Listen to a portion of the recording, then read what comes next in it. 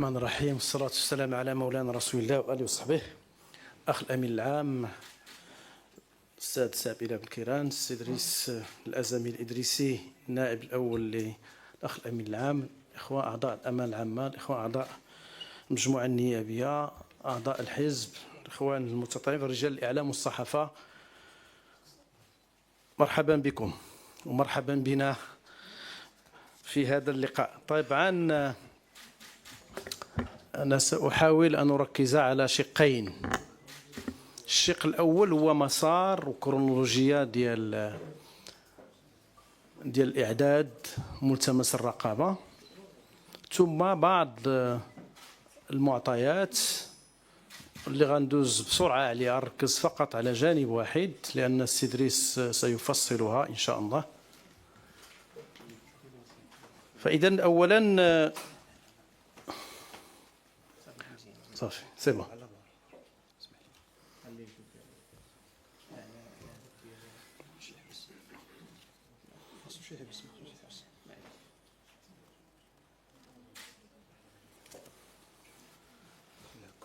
صافي. لا أنا ما كنقص، نقص غير هذا أنا. إذا غنتكلم طبعا العنوان هو مسار فشل الحكومة من تفاقم الأزمات إلى سحب الثقة، ملتمس الرقابة من المهد إلى الوأد. ما كيدوش أستاذ، قال لك ما تقش، أنا ما قصتش. كيدوش.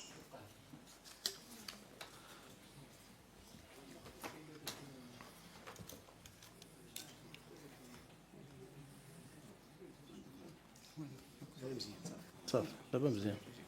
طيب إذا المحاور ديال العرض جوج الحوايج، غنتكلم السياق العام وكرونولوجيا إطلاق المبادرة الجماعية لملتمس الرقابة، ثم ملتمس الرقابة بعض مؤشرات وقائع فشل الحكومة. السياق العام للدفع بملتمس الرقابة: أبريل 2024 قررت الأمانة العامة بالإجماع عدم المشاركة في تقديم ملتمس الرقابة الذي اقترحه أحد أحزاب المعارضة بطريقة انفرادية وصاحبه بالترويج لمجموعة من التفاهمات المزعومة وغير الصحيحة. احنا ناقشنا هذا الموضوع في الأمانة العامة وقلنا ودي الوقت زعما احنا ما نخرطوش فيه لهذه الأسباب والبلاغ واضح. ثم قلنا الإعلان عن تقديم الحصيلة المرحلية للحكومة وما خلفته من نقاش سياسي مفيد ساهمنا فيه في كشف حقيقة ما تدعي الحكومة من إنجازات. وطبعا حنايا من خلال الموقف ديالنا في المعارضة قدم الحزب ومرشحه مرشحه لرئاسة مجلس النواب لمنافسة المرشح الأغلبية. هذه كنا دخلناها حتى في العمل ديالنا. طيب في أكتوبر 2024 شكلت مناقشة قانون المالية 2025 مناسبة لتعزيز حضور الحزب، حيث كثر النقاش حول واش ناقشتوا هذا الشيء ما ناقشتوش. حنايا من موقع المعارضة كنا سباقين في الطلبات، في الطلب ديال عدد من الوثائق فيما يتعلق بقانون المالية، من بينها كل ما يتعلق بهذه القضية ديال الاستيراد ديال الأبقار والأغنام. في قانون المالية طبعا فاتنا تكلمنا عليه. في أبريل 2025 هذا انطلاق الدورة الثانية من السنة التشريعية الرابعة بدون أجندة حكومية واضحة، ووقع الخلاف بين مكوناتها حول كلفة إلغاء رسوم استيراد المواشي واللحوم والدعم الذي خصصه الحكومة لفائدة المستوردين. ما الذي وقع؟ في جلسة دستورية ديال الأسئلة الشفوية، أول من أجاب على هذا السؤال بأنه قدمنا دعم دون أثر هو الوزير المنتدب لدى وزيرة المالية المكلف بالميزانية. بعد ذلك جاء تصريح ديال السيد الوزير ديال التجهيز الأمين العام ديال حزب الاستقلال. بعده جاء ليدقق هذا الأمر سي أوجار اللي هو عضو المكتب السياسي ديال التجمع الوطني للأحرار. بعده جاء لتدقيق المعطيات في لقاء مباشر كان مع السيد رئيس الأزمي سيد وزير التجارة والصناعة السي مزور. بعده خرج رشيد طالبي العالمي على كل حال خلينا نقول يعني بمعطيات غير دقيقة، ومعه بيتات كذلك وزير العلاقات مع البرلمان. ثم جاء بيان ديال وزير الفلاحة، هذاك البيان كله مغالطات، كله مغالطات. أمام هذا الشيء كامل كان ضروري أن نتجه نحو إحدى الآليات. طبعا الآلية اللي شفناه هو آلية ديال تقصي الحقائق اللي قلنا حول الوقائع المتعلقة بمختلف أشكال الدعم الحكم. أمام هذا التخبط قلنا نمشيو لجنة تقصي الحقائق. فتح نقاش سياسي وقانون حول الآلية الرقابية. علاش مشينا لها؟ لأنها هي الآلية الكفيلة باش نستجمعوا المعطيات. المهمة الاستطلاعية كتناقش مع الحكومة. تقصي الحقائق هي اللي عندك كآلية، عندك الحق تستمع للخواص، للقطاع الخاص الذين استوردوا. نقول له انت استوردتي، عندك كاينه في اللائحه شحال استوردتي، شكون اللي خبرك، منين جيتي، الى غير ذلك. هذا الشيء كله علاش حنا مشينا لجد؟ لان المهمه الاستطلاع اولا هذيك اللجنه ديال القطاعات الانتاجيه فيها 6 ديال الطلبات السابقه، واللي المفروض خصو يكونوا بالترتيب. وان كان الاسبوع الماضي قال لك اجتمعوا الاغلبيه وقرروا باش يديروا الاخر اللي تحطت في الاخر، اخر طلب تقدمت به الاغلبيه حول هذا استيراد الابقار، قال لك يديروه هو الاول خارج اي منطق، ما كاينش منطق. علاش خصنا نمشيو لهذيك المهمه الاستطلاعيه؟ فاذا الاليه ديال التقصي هي الاليه المناسبه، لان عندنا القرار ديال المحكمه الدستوريه الرقم ديالو فيش الماده 130 اللي كيقول اودي ما من حقش في اطار المهام الاستطلاعيه نستمعوا للقطاع الخاص، كاين مشكل. ثم ان عدد من المستوردين ديال هذه الابقار والاغنام هم برلمانيون. كيفاش هم برلمانيون؟ واخا عندنا حنايا انه كيخصو يعلن على انه راه عنده تضارب مصالح ما يحضرش المناقشه، لا كاينين. واحد منهم تعطاه وصل فيه 12000 باش يستوردها، باعها سير بلاص لانه ما عنده علاقه هو بالفلاحه، شد هذاك لو بون وباعوا. هذا ولكن هما اكثر من واحد، بل اكثر من 7 بالتحديد. فلذلك حنا قلنا الاليه هو لجنه تقصي الحقائق. كان في 28 ابريل انعقاد لجنه الماليه لمناقشه واحد المرسوم ديال فتح الاعتمادات. بالمناسبه هذا خامس مرسوم اللي كتجيبوا هذه الحكومه، جابت 2 في 2022، واحد 23، واحد 24، وفي 25 جابت هذا. اول مره كنتفاجئوا بحضور وزير العلاقات مع البرلمان برئيس مجلس النواب حاضر ضمن الحضور. قلنا شو وقع؟ قدم وزير المنتدب مكلف بالميزانيه التوضيحات حول المرسوم، قلنا لهم اعطيونا المرسوم، ما بغاو يعطيونا مرسوم، ما بغاو يناقشوا. فهمنا علاش هذاك السيد الوزير حاضر، لانه هو اللي قال للرئيسه جيب النظام الداخلي والماده الفلانيه وما هادشي ما كاينش فيه نقاش. قلنا عطيونا على الوثائق. ما بغاوش يديروا لجنه تقصي الحقائق، ما باغينش النقاش. اجتمعنا نحن كمعارضه انذاك، اجتمع رؤساء الفرق ومجموعه المعارضه، اتفقنا على دراسه فرصه تقديم ملتمس الرقابه نهار 28 ابريل. قلنا احنا لان احنا عندنا موقف يعني التقدم والاشتراكيه هو كان عنده موقف، الحركه الشعبيه هو كان عنده موقف طبعا من الملتمس الاول ديال 24، واخا هو كيقول لك قدموا في 23 هذا رجع له. فلذلك احنا اتفقنا بانه نناقشوا هذا الموضوع. نهار 29 كان عندنا مكتب الامانه العامه اللي فيه الاخ الامين العام والنواب ديالو، المدير العام ورئيس المجموعه النيابيه ورئيس المجلس الوطني، وقال لهم الموافقه المبدئيه. مشينا، فاذا 3 ماي كانت الامانه العامه، صادقت الامانه العامه على هذا الموقف. حنا خبرناهم بالموقف المبدئي وخبرناهم منين اتخذت الامانه العامه القرار ديالها. في 4 ماي اجتمعنا كرؤساء الفرق والمجموعه المعارضه نهار الحد مع 7:30 الى حدود 10:30 بسالة باحدى المطاعم. خدمنا هذاك الشيء، تعشينا، اتفقنا على ما يلي. اول شيء قلنا شنو هي الضمانات بان غنمشيو في هذا ملتمس الرقابه، وكنا ماشي غير انا طلبناه من الرئيس ديال الفريق الاشتراكي، فاكد لنا بدون من يعني كاين امانه المجالس. كان الموقف هو هذاك الالتزام بالذهاب بعيدا في المبادره ولن يتم التراجع عنها باي مبرر. هذا الموقف ديالو الذي ابداه. اتفقنا على التوقيع الحي للنواب المعارضه، ما كاينش شي واحد يقولنا بالتليفون، كل شيء خصو يوقع. الاطلاع على مسودات المذكره ديال الملتمس اللي طلبوا الاخوان الاتحاديين يديروها، جابوها لنا سيونس تونونت، جابوها لنا في وسط اللقاء، اعاده صياغه المذكره بناء على 3 الحوايج. هذيك المسوده حنا كنا واجدين كعداله والتنميه، كانت عندنا مذكره حطينا هذيك الارضيه ديال المجموعه النيابيه، كاين ملاحظات واقتراحات وجيهه ديال الاخوان ديال الفريق الحركي وفريق التقدم والاشتراكيه، فاتفقنا على اعاده الصياغه، اتفقنا على عقد ندوه صحفيه وتم الشروع في الاعداد لها. حنا راسنا نرى الاخوان ديال القنوات العموميه اخبروا بانهم يوم الثلاثاء الى غير ذلك، كلشي اتفقنا عليه. كانت عندنا القضيه ناقشنا هذا الشيء، وقالنا شكون اللي غادي يقدم المقترح في الجلسه العامه. النظام الداخلي، القانون ديال الملتمس، النظام الداخلي فيما يتعلق بملتمس الرقابه كيقول يقدم الملتمس احد الموقعين. قلنا شكون يقدموا؟ الاخوان اقترحوا، ماشي انا اللي اقترحوا ان منسق المعارضه اللي كاين دابا اللي هو العداله والتنميه هو اللي يقدموا. قال لك لا، ما قال الاخوان ديال الفريق، الرئيس ديال الفريق الاشتراكي قال لك لا، حنا الولاء طبيعي من ناحيه الديمقراطيه، خصنا نكونوا حنا الولاء الى غير ذلك. انا ذاك تقدمت شخصيا ب3 مقترحات، قلت له خلينا نشوفوا الفكره انه تقديم يكون من طرفين الاربعه. عطاونا ثلث ساعه نقسموها 5 دقائق 5 دقائق 5 دقائق، عطاونا ساعه نقسموها 4 ساعات 4 ساعات 4 ساعات. قال لك لا، راه غيمشي حرفيا، لان الرئيس لانه من الاغلبيه ما غاديش يمشي معنا، يقول لك واحد.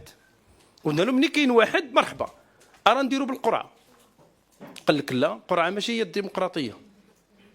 قلنا لهم طيب ارا نتفقوا بعدا تقديمها من طرف الفريق الاشتراكي في الندوه الصحفيه، هو اللي يقدم المذكره في الندوه الصحفيه، ونخليو القرعه كذلك للتقديم في الجلسه العامه. يعني يعطينا 2 فرص، انه يقدم في الندوه الصحفيه، ومنين نديروا القرعه اذا طلع يمكن له يقدم. قال لك لا، فمشينا على اساس اننا ترتيبات خدامين فيها الى غير ذلك. وقلنا اودي نمشيو حنا كنناقشوا. اذا تلاقينا، جات موراها سفر لموريتانيا كرؤساء الفروق كاملين ديال الاغلبيه المعارضه، سافرنا. بعد ذلك رجعنا، من رجعنا نهار 12 ماي بعد كانت الجلسه كانت مخصصه لرئيس الحكومه، ما حضرش، كان المجلس الوزاري. فاتفقنا اجتماع، كان عندي انا في المكتب اجتماع رؤساء الفروق مجموعه المعارضه بمكتب رئيس المجموعه النيابيه لمتابعه تنزيل الترتيبه، وتم الاتفاق على ما يلي. قلنا اولا الاتفاق نظرا للاثار ديالها اللي بقينا كنشوفوه في الاعلام، الاتفاق على انجاح مبادره ملتمس الرقابه نظرا لاهميتها السياسيه وعدم الوقوف عند الشكليات. هذه الاولى. قلنا سيدي كيما بغى يكون هذا الشيء خصنا نتجاوزوه، واتفقنا على اقتراح تقديم ملتمس في الندوه الصحفيه من طرف رئيس المجموعه النيابيه. يعني هذا المقترح، وكان تقديم ملتمس في الجلسه العامه من طرف السيده نائبه. هذا الاخوان ديال التقدم والاشتراك قال لك اودي نخرجوا من هذا الرؤساء الفروق نديروا نائبه، ديروا نائبه. ما هذا استمر الخلاف حول تقديم مذكرات الملتمس في الجلسه العامه. اذا حنا تقدمنا، اولا ولينا التقدم والاشتراكيه والعداله والتنميه غير معنيين بتقديمها في الجلسه العامه. ها جوج. اذا ولا عندنا بين جوج اللي بقات ما بين الحركه الشعبيه والاتحاد الاشتراكي. الاخوان ديال الحركه الشعبيه قال لك عندهم طلب انه كاين سي محمد أزين اللي هو امين عام وزير سابق ونائب رئيس مجلس النواب، هو اللي قدم نظرا لهذه المسؤوليه السياسيه، قدمه هو ونحن مجتمعون. قال لك سيدي تكلف انت السي بوانو، انت تكلف بالتواصل مع السي أزين من اجل ايجاد حل للموضوع، وهم مجتمعون. اتصلت به فاذا به قالوا لي ودي خرج هضر معاه على برا باش كاع ما نسمعوا كاع شنو ضرب بينه وبينك، لا كان كيسبنا ولا كان كيهضر فينا ولا شي حاجه. المهم هضر انت معاه. خرجت هضرت معاه فكان ما يلي واحد الامر، لانه غنفتحوا بين قوسين كيتقال بانه في اللقاء ديال اشوايم اتفقوا على ملتمس مزيان. حنا ما حضرناش. راه السي أزين والسي نبيل قالوا للسي الجقر، قالوا له يعبر واحد التعبير، واحد الموقف، اتخذ واحد الموقف ويمشيوا معاه. قال لهم كل واحد يتخذ الموقف اللي بغى، ولكن التدقيق هذا الشيء يمكن لان أزين عاودوا لي وكاين معطيات عليه يمكن يعاودوه. يمكن هو يعاونوا. فبقينا على هذا الامر انه غادي نشوفوا مع السي الزين والاتحاد الاشتراكي نلقاو شي حل. نهار 13 ماي صيفط لهم انا الوقائع ديال الجلسه ديال 20 ماي او 17 ماي عفوا ديال 1990 الملتمس ديال 1990 بانه لم يتم تقديم الملتمس.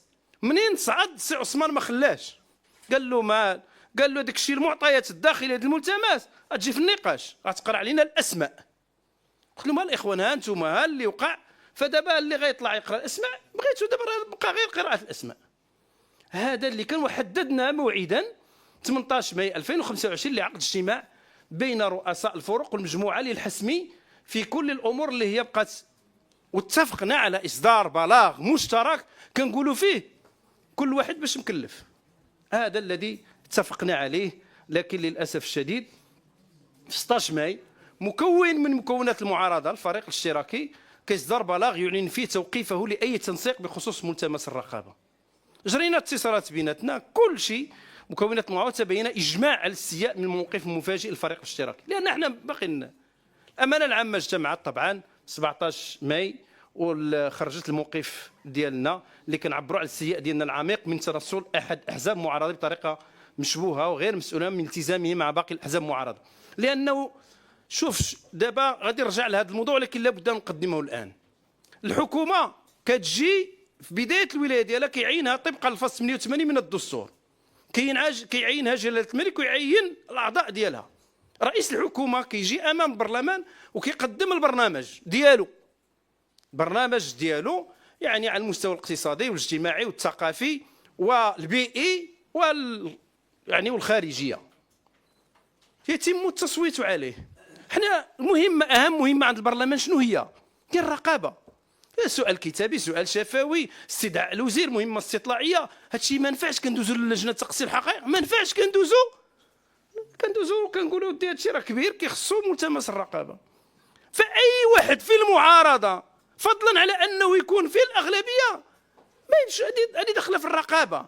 اذا ما معنى انك ما تدخلش هنا، بمعنى انك وليتي في المسانده، على الاقل وليتي في المسانده النقديه. اسيدي عبر عليها، قول انا راه ما بقيتش في المعارضه وليت في المسانده النقديه ولا عيب في ذلك. حتى الاخوان ديالنا في الاتحاد الدستوري راهما في المسانده النقديه. تقرر عقد ندوه صحفيه حول مسار الملتمس، فهذه هي الكرونولوجيه. طيب توضيحات راه يمكن غيرجع على الاخ الامين العام، ولكن لا باس من ذكر بعضها. حنا ملي رفضنا في 2024 ماشي في 23، لان كتعلق بمنهجيه ديال التبني ديالها والطرح ديالها، لان كان جا واحد وهذا مسار عند ذاك الحزب. اولا كيف بدينا قلنا نسقوا المعارضه، قال لك مزيان انا الاول، دوز العام الاول ديالو قال لك انا ما بقيتش في المعارضه. في العام الثاني قال لك هذه المعارضه اللي كديروا ما كايناش، سمى راسو المعارضه الاتحاديه. حنا ما عندنا مشكل، هذا خيار ديالو. لكن حنا هذاك ديال 2024 كان في سياق اولا نطرحوا بوحدو، وفي سياق ديال التعديل الحكومي، وفي سياق ديال الحصيله. فاللي بغى يفهم فهم، اللي ما بغاش يفهم حنا كنقولوا هذا هو السياق. لكن اليوم هذه مبادره جماعيه، انا ذكرت السياق ديالها. اعلان الفريق المنسحب انه اتخذ القرار في المجلس الوطني، انا ما عرفتش، انا ما كنعرف غير اللي صدر قدامي. البيان صدروا نهار 16، المجلس الوطني كاين نهار 17، ما عرفتش انا واش اتخذوا ولا عاد صدر البلاغ، ما فهمتش. ثالثا انه هذا ملتمس الرقابه له مدلول سياسي ودستوري واحد، مكانه الطبيعي هو البرلمان. واش غنوجهوا اسئله كتابيه شعبيه؟ واش غنوجهوا اسئله شفويه شعبيه؟ واش غنديروا لجنه تقصي شعبيه؟ ملتمس الرقابه المكان ديالو هو البرلمان. فلذلك هذا الهروب على انه غندير ملتمس رقابه شعبي، على كل حال هذا لا. المعارضه كذلك هي سلوك سياسي، كتاثروا مقتضيات دستوريه واعراف سياسيه، كيخصو يكون بعيد على المصالح الحزبيه الضيقه. انتخابات غايه، والتموقع في الحكومه ما يخصوش يكون دائما هو الهاجس اللي كيحكمنا، لكن كنقولوا مايل. البلاد كتعرف استقرار امني وسياسي ولله الحمد، لكن الاخفاقات ديال الحكومه متتاليه، التطبيع ديالها مع الفساد، كتسحب القوانين، كتحارب الناس اللي كيحاربوا الفساد. المغرب واحد العدد المؤشرات نزل فيها، خرق الدستور، واحد العدد الامور غادي نجي لها. تحتموا علينا بغينا ولا كرهنا، ملتمس الرقابه فارض راسو.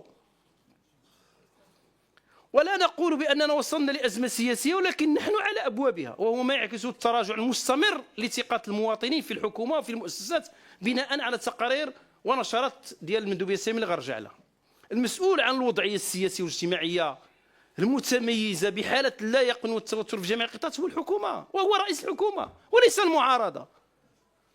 ثم الاغلبيه العدديه التي تتمتع بالحكم ليست مرادفه للمشروعيه، اللي كيقول لك شوف حنا اغلبيه ماشي هي المشروعيه، وانما تعكس النزوع الهيمني للحكومه ولجوئها للغلبه في تمرير القوانين التي تخدمها كبحث المبادره الرقابيه. اذا هذا كان على على السياق والكرونولوجيا.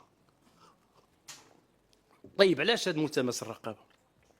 اولا الحكومه فشلات، انا شرحت لكم فيما يتعلق بالفصل. عندنا الفصل 88 من الدستور، كتجي كتقدم برنامج ديالها امام المجلسين، كيتصوت عليه من طرف مجلس النواب باغلبيه الاعضاء، وتعتبر الحكومه منصبه. حنا الدور ديالنا الى جانب فيه التشريع وفيه الرقابه وفيه تقييم السياسات العموميه وفيه الدبلوماسيه، لكن اهم شيء هو الرقابه.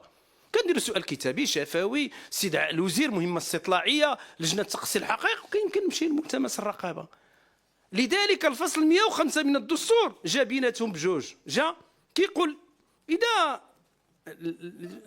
في هذا الشيء كامل فشلت الحكومه يمكن نمشيو، لان عنده نفس القاعده انه كنتقدموا بملتمس ديال الرقابه لايقاف مواصله الحكومه لاعمالها باش باغلبيه اعضاء مجلس النواب. اذا في 88 كاين مجلس النواب، اعضاء مجلس النواب كاين الاغلبيه، وفي 105 كاين الاغلبيه. اذا اهم شيء اللي كيربط بيناتهم شنو هو البرنامج الحكومي.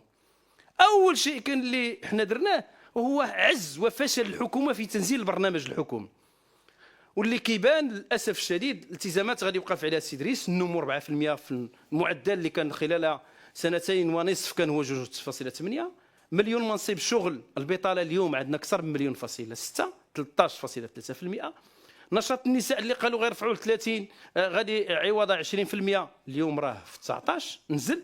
الحمايه الاجتماعيه خلاص فيها الكوارث، خليني نقول لكم غير وحده اللي الاقصاء ديال 8.5 مليون مواطن.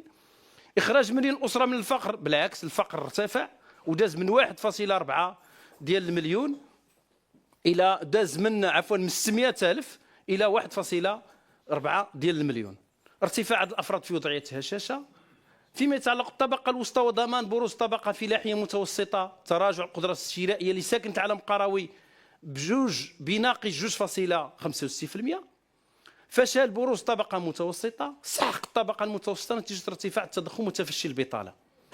ثم فيما يتعلق بالفوارق الاجتماعيه والمجاليه، هو اعتمد على واحد، قلنا له هذا المؤشر كاع ما كاين، الاخوه راه ما كاينش، قال لك هو غادي يهبطها من 46.4 ل 39. قلبنا ما جبرناش هاد نيل بار هاد 46.4.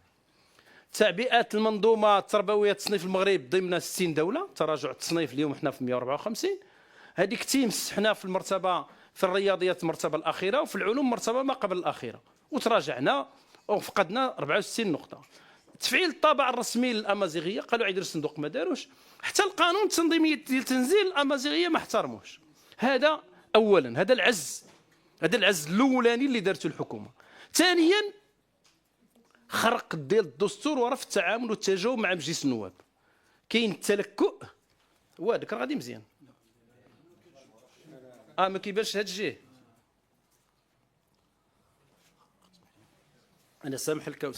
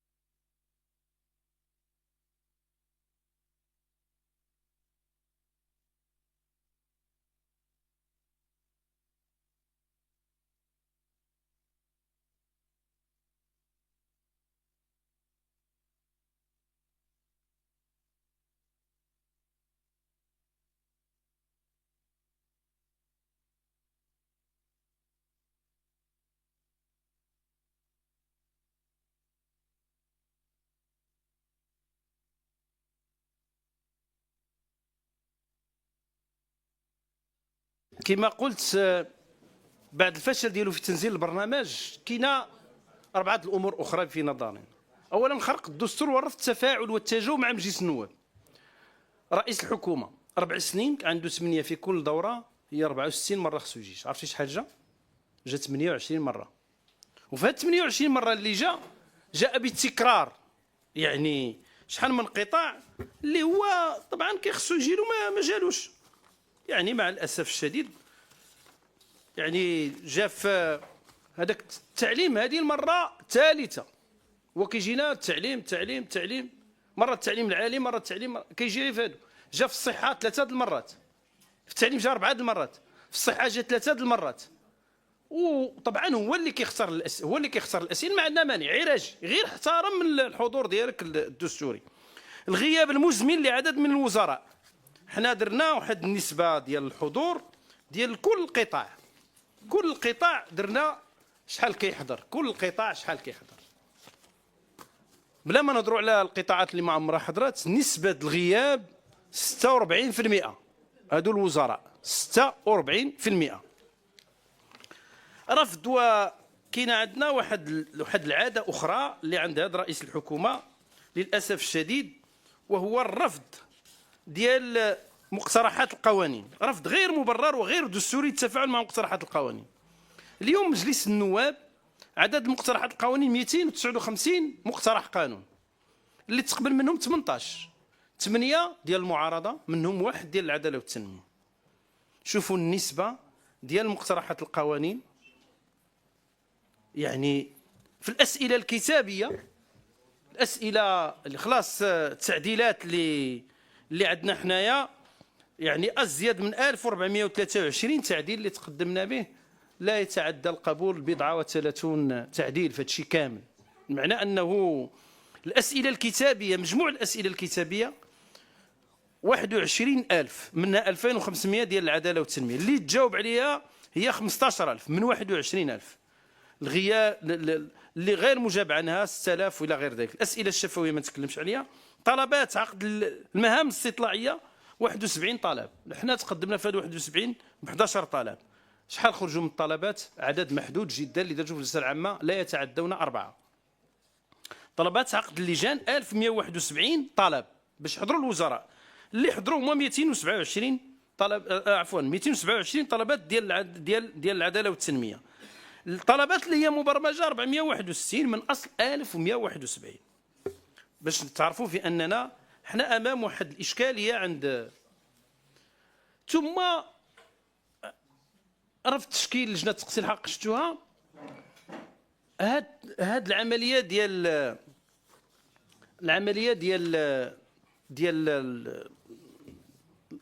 التستر على فشل الحكومه من خلال دفع الاغلبيه ديالها، يعني بسميتو عليك باقي دايز.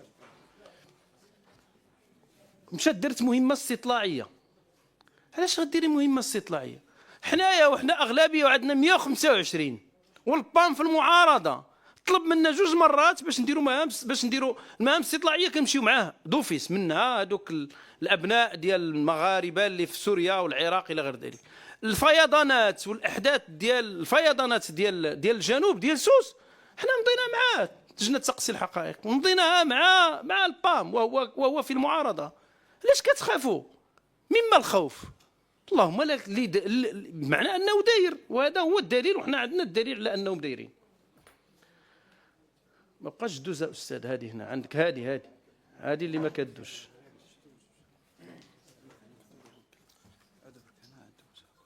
الله ستوخ. طيب صافي ستي. طيب اذا هذا التفاعل، فشل المهمه الاستطلاعيه. عندنا ثالثا تبديد ممنهج لمكتسبات الديمقراطيه والحقوقيه. كاين تبخيص البرلمان، كتعقلوا فاش في 10 يونيو 2024 قال لك اودي حنا نتوما ما كتهموناش، اللي اش كتقولوا نتوما كمعارضه، اللي كيهمونا هم المواطنين، والمواطنين هما اللي جابونا لهذه المسؤوليه. كاين خرق ديال الدستور في عدد من القضايا. على كل حال، ملي كنشوفوا قانون الاضراب، كنشوفوا القانون ديال التبرعات العموميه، الدفع بعدم الدستوريه، المسطره المدنيه، المسطره الجنائيه، ميثاق الاستثمار، الوظيفه العموميه، العقوبات البديله، دي كلهم فيهم خروقات دستوريه. الاصل هو انها تمشي، لكن الادهى والامر هو هذاك قانون ديال الصحافه والنشر، هذاك تخريب ديال التنظيم الذاتي لمهنه الصحافه. ما معنى ولحد الساعه راه باقي لنا غير 4 شهور باش تسالى المهمه، ومازال في خرق للدستور، خاصه الفصل يعني 29 اللي فيه الاستقلاليه ديال الاستقلاليه ديال التنظيم الذاتي لمهنه الصحافه. كاينه خلاص ممارسه الضغط لاستبعاد رئيس اللجنه دائما بمجلس النواب من الاغلبيه ديال رئيس اللجنه الداخليه. كل شيء كيعرف كيفاش تم الضغط ليه، ثم متابعه ماشي محاكمه، متابعه عدد من الصحفيين بناء على ارائهم وتعليقاتهم الشان العام والعمل الحكومي. كاين تحقير الدستور والمؤسسات الدستوريه والتحريض عليها، كاين مخالفه مقتضى الجلسات الشهريه حنا تكلمنا عليها، رفض اراء، يجي كيقول لك انا ما كتهمنيش. وبالمناسبه جوج ديال الاراء ونحن كنقدموا التعديلات، قال لك اسيدي هذيك الهيئات ديال الوطني للنزاهه ومحاربه الترشح والقانون من الفساد، وراي المجلس الوطني، راي المجلس الاقتصادي والاجتماعي والمجلس الوطني لحقوق الانسان حول مشروع لا المسطره المدني ما عندهمش الحق. كيقول لك لا عندكش الحق، مزيان ما عندهمش الحق. ومن جينا كنناقشوا معاه اودي راه سابقا فيما يتعلق بالاستماع للاستماع المشتبه والمتابعين في البحث التمهيدي، راه كان في القانون الكاميرا جميع المراحل. علاش ما درتيش دابا دير الكاميرا حتى اثناء البسط او التوقيع؟ قال لك هذا الشيء اللي قدرت ندير بالاتفاق مع جميع الاجهزه والاطراف. ايوا كيفاش هما كانوا متفقين قبل؟ ما كيهمنيش من هذه شكون اللي كان متفق، لا هادو هيئات دستوريه كترفض وكتقول ما عندهمش الحق، وجهات اخرى كتقول لك اودي راه ولا بد خصني ندير هذاك الشيء، وعلى الاقل يكون واحد النوع من التوازي والتوازن. ثم المهاجمه، خلاص هاجموا ولي بنك المغرب، مندوبيه الساميه التخطيط، المجلس الاقتصادي والاجتماعي والبيئي، الهيئه الوطنيه للنزاهه، الرشوه، المجلس الاعلى للحزب، كلهم كينوضوا وزراء، اما رئيس حكومه راسا كما دار واحد المره، او وزراء اللي هما كينوضوا كيهجموا على رابعا المحور ما قبل الاخير، تزايد حاله تنازع المصالح وطغيان المحسوبيه الحزبيه في اسناد الصفقات والدعم العمومي. كتعرفوا بان افريقيا غاز استفدت من الغاز الطبيعي المسال بمنطقه سندراره، واللي خدات فيه يعني الاحتكار ديال 10 سنوات، معدل 100 متر مكعب من الغاز المسال سنويا، وعند الاحتكار ما الاستخراج حتى البيع. وعدد من الشركات اليوم كتقول لك ودي راه اتصال بها من اجل انها تشريه من عنده. كاين استفاده شركه اكوا بصفقه تحليات المياه البحريه بجهه الدار البيضاء 6.5 مليار درهم. هذا عرفتوه تبعتوه، ما اكتفاش باش بهذه الصفقه، حتى الدعم دوزوا في اللجنه اللي هو كيرأسها باش ياخذوا. ولحد الساعه راه مازلنا كنتسناو بلاغ اخر ينفي هذا الموضوع، وجا كيدافع عليه في البرلمان. استفاده شركه افريقيا غاز من صفقه بقيمه 244 مليار سنتيم مع المكتب الوطني للماء والكهرباء، هذه الفيول، وهذا مكتب تابع لك وانت رئيس، وهذه شركه ديالك، وتاخذ هذه الصفقه هذه. الغاء صفقات بقطاع الصحه الاولى اللي كتتعلق بالتدبير اللامادي، هذاك الشيء ديال الانفورماتيزاسيون الغاه، وكذلك مشى كيلغي صفقات المناوله الحراسه والنظافه. وانتم شفتوا البلاغات اللي دار. بالمناسبه شفت وزير الصحه كاع ما كيجاوبنا، كيتكلف رئيس الحكومه هو اللي كيجاوبنا مزيان. حنا ما عندنا حتى مشكل يجاوبنا رئيس الحكومه في هذه المواضيع. كاين استفاده شركه زرقاء من الدعم العمومي لاستيراد الابقار والاغنام. هذا هو الاجرام الكبير، ماشي الاجرام الكبير، هذا الاجرام اللي مفضوح. واللي مفضوح 40% من الشركات المستورده تم احداثها بعد دخول تدابير دعم واعفاء الرسوم الاستيراد حيز التنفيذ. مجموعه من الشركات المستورده قامت بتغيير الانظمه الاساسيه ديالها، انتماء مسيري الشركه المستورده لنفس الشبكه العائليه الموسعه، استغلال التسريبات المخله بالتنافي النزيه. هذه اخطر ما في هذا الموضوع. هو الحكومه خدات القرار، واحد من هذوك 48 ساعه والباطو ديالو على ابواب البحر، البقر والغنم موجودين. شكون اللي خبرو؟ عرفتي شحال خصك؟ على الاقل شهرين ما بين انك تمشي للسوق وتشري وديرهم في الباطو وديرهم لا ميزون كارونتين وتجيبهم من لهنا وديرهم من ميزون كارونتين وعاد تخرجهم. في 48 ساعه واحد قال لك انا موجود. كاين فساد في قطاع الصيد البحري. هاد السيده الوزيره اللي قالت واحد العضو 11 مليون ديال الدرهم اللي خدا، لا حنا راه ماشي غير هاد الشيء ديال الغلات السريين كنعرفوه، شبكات ديال في العرض والطلب ديال الاسماك واحد.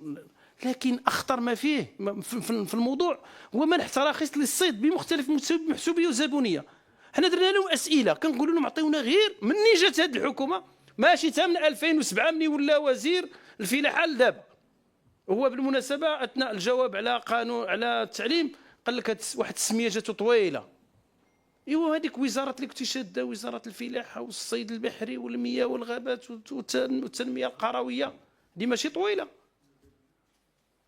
الضغط على العاملين بقطاع الصيد البحري بكل الوسائل لدعم حزب رئيس الحكومه. شتي اللي كاين في هذا القطاع، عيطوا من ما بغيتوا في هذا القطاع، اي فاعل، جمعيه فيدراليه الى غير ذلك، كلها كتقول لك اودي راه قالوا لنا باش نتصبغوا باللون الازرق. كاين خامسا هو انهيار القدره الشرائيه وارتفاع مهول للاسعار. الحكومه الثقه، حتى الثقه فيها ما بقاتش. 81% من المغاربه صرحوا بتدهور مستوى المعيشه ديالهم. 53 كتوقع مستوى المعيشه ديالها انه غيتدهور. 88% عدم القدره ديالها على الادخار. 97% كيأكدوا بانه ارتفاع الاسعار. ارتفاع الاسعار، هذاك الرسم البياني راه اللي مقطع منه واحد الطرف هو اللي فاش هو اللي مرتفع، راه ما عرفتش ما خرجش هنايا. هذه الثقه. طيب نبقى، هذا هو اللي غادي ناخذ فيه واحد 5 دقائق في هذا الموضوع ديال الفلاحه. الفلاحه هذا الشيء اللي تعطى فيها غير من 2021، انا راه ما كنهضرش من 2007، 2021 2024 او 25 61.7 المليار ديال الدرهم، 6100 مليار. صندوق التنميه الفلاحيه هو هذاك اللي كيعطيو في مطيشه 40,000 درهم وفي البصله وفي هذاك الشيء البطاطا وداك الشيء، هذاك 15 ما بين 2021 اللي كان 4 المليار، 22 3 المليار فاصله 8، المجموع اللي كان من 21 الى هذا هو 15.2 المليار ديال الدرهم. برنامج الحد من عجز التساقطات المطريه كان في 2021 620 مليون ديال الدرهم. تعليمات جلاله الملك في 22 10 المليار، في 23 10 المليار، هي المجموع 20.6 المليار ديال الدرهم، 2000 مليار ديال السنتيم. الفلاحه التضامنيه 8.3 ديال المليار ديال الدرهم، 830 مليار. استيراد الابقار 2021 ما كاينش، 22 71 مليون ديال الدرهم، 23 3.6 المليار ديال الدرهم، 4.4 في 2024، المجموع هو 8 المليار ديال الدرهم. غادي نرجع على هذه. تحمل الدوله من الضريبه على القيمه المضافه 7.2 ديال المليار. نقص موارد الاستيراد 744 مليون. استيراد الاغنام 5 المليار. 8 زائد 5 شحال؟ هي 13، هي اللي كنقولوا لهم، ماشي حنا اللي قلنا. قالتها وزاره الماليه، هي اللي قالت اودي فيما يتعلق بتحمل الضريبه على القيمه المضافه والنقص ديال الموارد الاستيراد. لا، في الابقار 8 المليار وفي الاغنام 5 ديال المليار. اكتوبر 2024 تحمل. ثم كاين عندنا اخيرا التامين الفلاحي الممضى 4.4 ديال المليار ديال الدرهم، المجموع هو 61.7، 6100 مليار ديال السنتيم اللي تعطات الفلاحه في هذه المده. اذا ملي تعطى هذا الشيء كيخص المواد الفلاحيه خصها تكون رخيصه. لكن خلينا شوفوا دابا هذا الصندوق ديال التنميه، شوف كيفاش طالع، شحال في 21 22 23. هذا القطيع كان 19 مليون اللي قالوا، هو اللي قال دابا، قال لك في 2016 هذا الوزير هذا قال كان 16 مليون، دابا 12 مليون راس، غنرجع لها. والماعز كان 5، دابا 3. طيب دعم الاستيراد انتم عرفتوه وكل شيء عارفوه، فيه وقف استيراد الرسم وحدوا الحصص ديالو وحدوا شحال غيعطيو حتى ديك 500 درهم للراس الى غير ذلك، والضريبه على القيمه المضافه. ها هو دعم الاستيراد في 2022 كان 140,000، ارتفع المليون فاصلة 6 راس ورجوج المليون راس في 2024. ها منين كنجيبهم طبعا ما عندكم غرض نتوما، اسبانيا اساسا والبرازيل وفرنسا الى غير ذلك. طيب في هادو الخبراء كيقول لك اودي اذا بناء على هذا الشيء اللي قالوا وزير الفلاحه بان نقص ب 38% ما بين 2016 والان، راه ملي كناخذوا النسبه ديال التكاثر والخصوبه والوفيات واللي غادي واللي كنذبحوا الى غير ذلك، اللي غيبقى صالح للعيد هادشي قبال هادشي راه هادشي حنا وجدناه في شهر جوج، اللي غيبقاو للعيد هو 1.6 المليون راس اللي صالحين للذبيحه. لا حيدنا الاناث وحيدنا الصغار وحيدنا داكشي اللي حيدنا 1.6. ولذلك جلالة الملك كان اتخذ القرار، وذاك القرار طبعا حكيم، والا راه كنا غنكونوا في كاين اللي كيقول لك اودي راه الاحصاء اللي كانت دارته وزاره الفلاحه والناس كتهرب ما كتقولش الى غير ذلك، يمكن، ولكن اكثر من ذلك هو الاحصاء اللي دارته وزاره الداخليه، وكنظن هو اللي اعتمد عليه جلاله الملك، وهو اللي عطانا هو اللي عطانا ان جلاله الملك اتخذ القرار. هل الوثائق اللي عطاتنا وزاره الماليه هي قدامكم؟ هذه ماشي، هذه راه عملنا لها غير الصوره ودورنا عليها، هي هادو جوج الوثائق اللي عطاتنا وزاره الماليه. طيب دابا اليوم خرج بلاغ، اليوم خرج بلاغ كيقول في البلاغ ديال المجلس الحكومي كيقول غيدعموا عاوتاني الملايير اللي غادي تنفق. الملايير تقريبا 3 المليار اللي غادي هذا الشيء غير بالنسبه اللي غادي يديروا لهم الاحصاء، وغادي يعطيو على كل انثى في 2026 400 درهم، وكيتكلموا على تقريبا 16 مليون. 3.3 المليار زائد 3.2 احنا في واحد 6 المليار جديده. طيب انا غير نقول لكم جوج الحوايج في هذه. اولا الوزير الصديقي في 2024 اش كيقول؟ ها هو التصريح ديالو امامكم، زعما كيفاش؟ واش هذيك الساعه ما كانش حكومه ودابا كاين حكومه؟ يعني هذا الشيء خطير جدا، لانه ما يمكنش المجلس الحكومي. نعم لا، قال كلام واضح.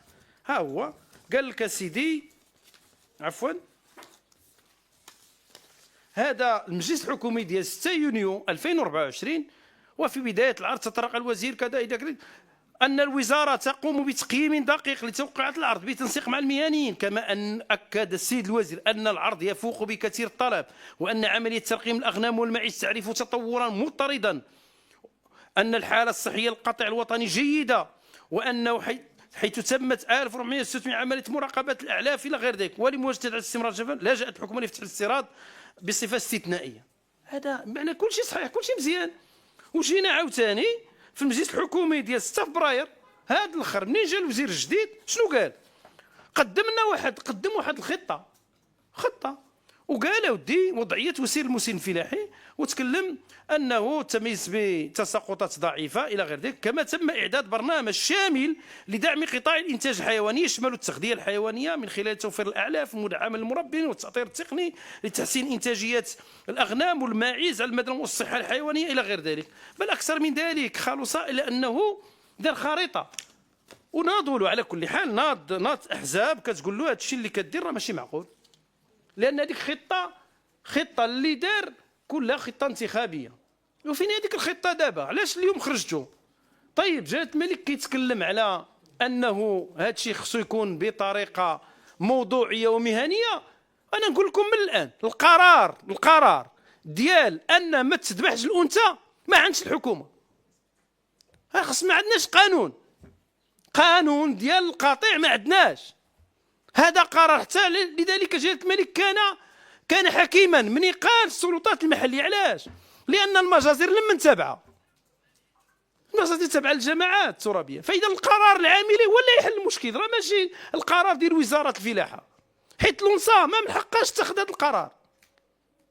ولذلك نحن في حاجه الى قانون، ولذلك الكلام ديال جلاله الملك واضح في هذا الشان.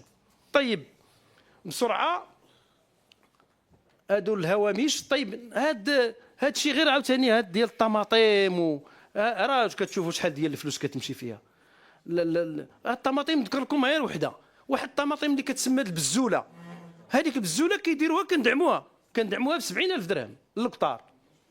عرفتي شكون اللي كيديها؟ جوج اللي كيديوها في المغرب، واحد في الجنوب واحد في الوسط، واحد في اكادير واحد في مكناس.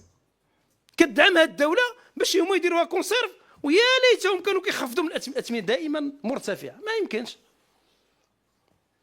طيب ها درنا واحد الدراسه حنا شفنا البطاطا ما بين 2021 و 2024 دازت من 4 دراهم ل 10 دراهم، خيزو من 2 ل 7، البصله من 3 ل 9، الليمون من 5 ل 7، التفاح من 6 ل 14، اللحم من 80 ل 110 ديال البقري، الغانمين داز من 90 ل 130، الدجاج داز من 18 ل 25، السردين داز من 10 ل 35. هذا الدعم كله تعطى باش نكونوا في هذه الوضعيه يعني غير المعقول. خلاص التقرير الاخير ديال مجلس الاقتصادي والاجتماعي والبيئي ما غاديش نوقف عليه لانه خطير جدا، ما نكملهاش ان شاء الله. طيب هذا القرار ديال بين قوسين الغاء شعيره العيد. 1933 الحسن الثاني الله يرحمه كانت حرب الرمال معروفه، 81 كانت ازمه اقتصاديه معروفه، 96 توالي سنوات الجفاف وتاخذوا. لكن في هذه راه 61 مليار اللي تعطاتها عباد الله. لماذا حنا غامرنا؟ اقول ان المؤسسه ديال اماره المؤمنين دخلت باش تحل واحد المشكل اللي فيه دعم. هذا كله ايجابي مزيان للمواطن باش ما يكونش باش ما يوقعش التنافس البلاغ ديال الديوان الملكي واضح. ولكن واش ما نسولوش على 61 مليار؟ غير هذه بوحده كافيه باش خصو يمشي بحاله، خصو يقدم استقالته قبل ما نديروا له الملتمس الرقابه. اخيرا العجز في تدبير الازمات المستجده.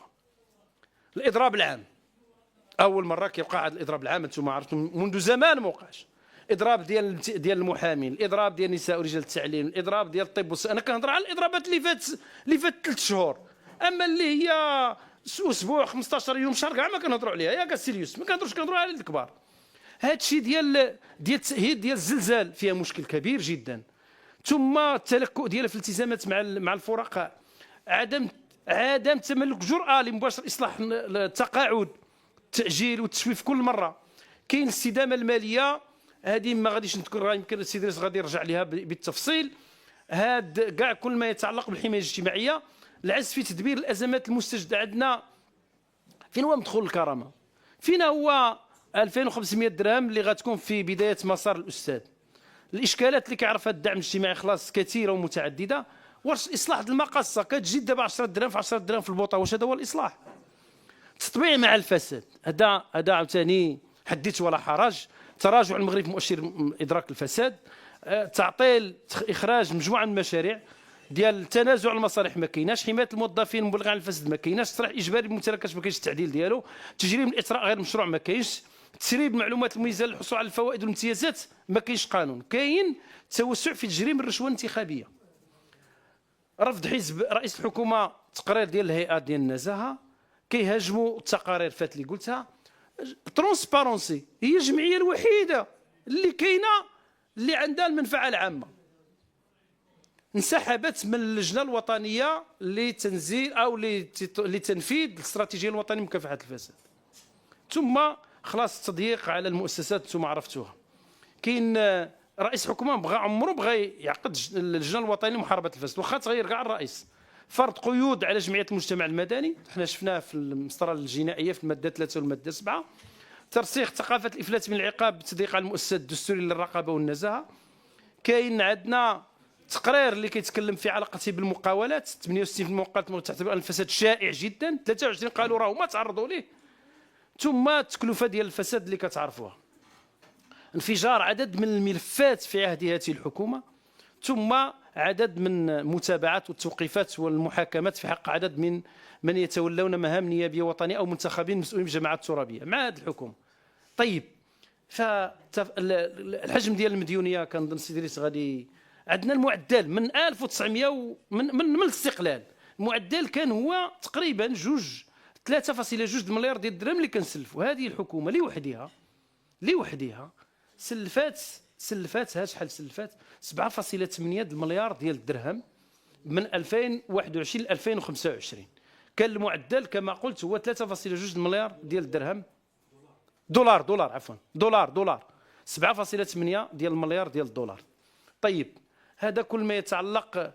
غادي نختم بهذه القضيه ديال التشغيل. هذيك الخطه ديال التشغيل اللي داروا فيها عده اشكالات، غنذكر البعض ديالها. اولا ما عندهاش مرجع، لان ما كاينش برنامج الحكومي. انها كتكلم على البطاله ديال 9% فين 2030 ما شغالهاش، هي تسالي في 26. مصادر التمويل ما كايناش. الالتزام مع الشركات الاجنبيه لخلق فرص الشغل قاره في القطاع الصناعي ما كاينش التزام. خلق فرص ديال الشغل في قطاعات واعده ما كايناش. ثم ان الخطه، ثم طبيعه هاد غادي ندعموه تقريبا 30% ودايرين النساب الى غير ذلك، ولكن هذيك المقاوله بعد 18 شهر ممكن بعد سنه ونصف يمكن تاخذ الدعم وتمشي بحالها. ثم تفهم جديد اللي عطاوه المقاولات الصغيره جدا ضدا على القانون. هذا هو كاين الامور الاخرى ديال الهيدروجين الاخضر، يعني الملفات الاخرى اللي قلت غير كاينه، غير ما عندهاش الجرأه الحكومه باش تتبعها.